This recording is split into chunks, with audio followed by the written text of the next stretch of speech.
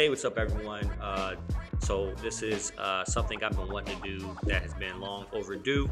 That I'm actually kind of finally doing right now. Well, not necessarily long overdue, and I'm trying to do this without taking any breaks, without stopping. If I mess up, I mess up. But I wanted to do this for some time period and really just kind of create my own platform. And I've always made excuses to not to. So what I mean by that is I've always wanted to host like our own podcast or show where I just talk about my ideas, thoughts, and whatnot. What I've tried to do in the past, and what I see a lot of people do on YouTube or social media or whatever, is do like YouTube videos or just quick content that you have to cut, edit, and put together and look pretty for whoever views it. With my lifestyle and life right now, I'm not in position. Well, I personally feel I'm not in position because there's other things I would like to do. I work a full-time job. I have, like a family I spend time with. I enjoy spending time with. I do a lot of work with the church, and I try to get out and create with other people that want to create. So, like when it comes to like my own creativity and things I want to do myself, it always gets put on the back burner. So, I want to create like a show, a platform where I talk about, sports, fitness, faith, Christianity, photography, life, etc.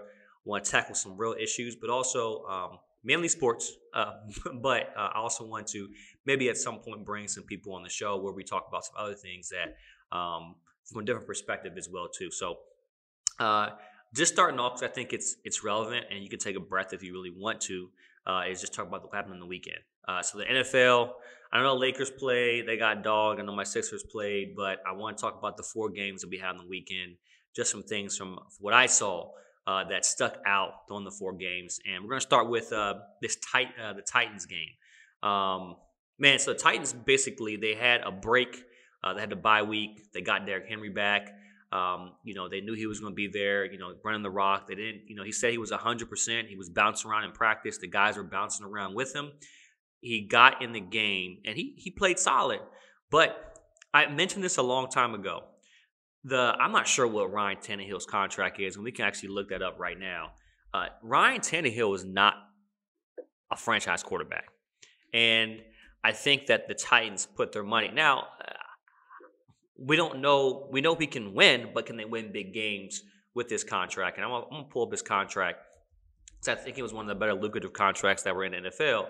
Yeah, a 4-year, $118 million contract. So they got him for till 2023. So I guess one more season. I'm not sure if it's an option year after 1 year or if they get rid of him early. But through the 2023 season, so that means essentially really 2024 when they cannot lose that money on this deal unless they trade him or work something out from a different perspective, but different situation. But a 4-year, $118 million contract to throw three picks. So they paid Tannehill, just so you guys know, a 4-year, $118 million contract to throw 3 picks in a divisional game.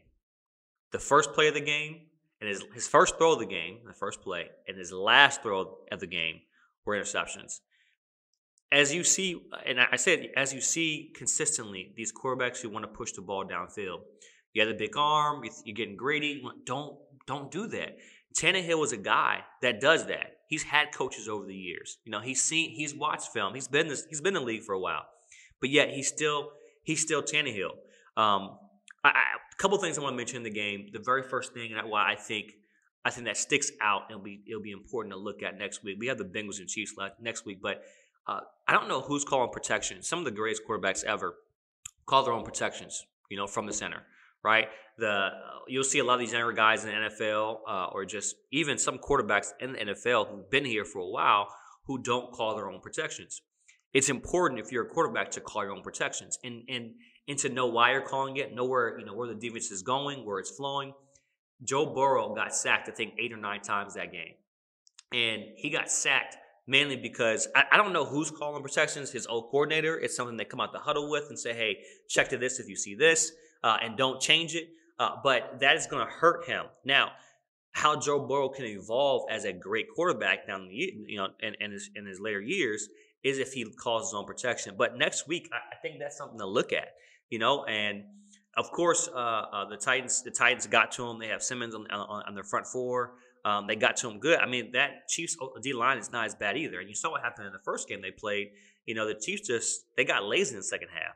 So to the foot off the pedal. So I think that was big, and that's something to take note. Downfield play calling for Tennessee, really kind of hurt them, I feel. But I also want to talk about, like, from a perspective of the Bengals. Jamar Chase is a solid receiver. He's a good receiver. But Jamar Chase is also playing with two potential number ones. So if you're seeing single coverage, you're seeing man coverage with one high, you're going to get the matchups basically that most of the time that you want. Josh Boyd, that was his name. Tyler's Boyd. No, it wasn't. Tyler Boyd, whatever his name is. T. Higgins and Jamar Chase are all great receivers. And I think that allows, plus with the solid running game and Mixon, that allows Jamar Chase to be good. So let's not pump rainbows up his butt, because I know people like to hype people up all the time. I really feel like in that game, right, in the game, the Bengals are a team that, how can I say this? The Bengals are a team that play with they have nothing to lose, right? It's almost like, hey, look, we made it, we're here. Okay, what next? So that team is thinking like, hey, we're going bigger, going home.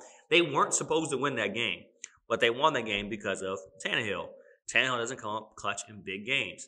And I think that the Titans got the number one spot because throughout the rest of the last couple of weeks of the regular season, the AFC was beating up on each other. And they were fortunate to, win their games out, and you saw who they were in the playoffs. So I think the Titans, what they have to do next year, just kind of going back, is if you're going to truly develop Tannehill, develop Tannehill. I think they have a good 1-2 punch with was it Devontae Foreman in the backfield, and then Derrick Henry. But they have to. Julio, I thought was great. They have to figure out a way or something to help Tannehill develop. Because shoot, I mean, Rex Grossman went to the Super Bowl as a quarterback. Trent Diffler, Brad Johnson. You think of all the even Peyton Manning won a Super Bowl, and he did played okay and it was actually pretty average in the Super Bowl. So if you can manage the game, play well, make the right decisions, you can go. I mean, Jimmy Garoppolo went to the Super Bowl, and they're in the playoffs right now. So there's no reason why Ryan Tannehill shouldn't have won that game and shouldn't have made the right decisions down the stretch. I think that would be the focus for the Titans. Main focus for the Titans coming into for next year. So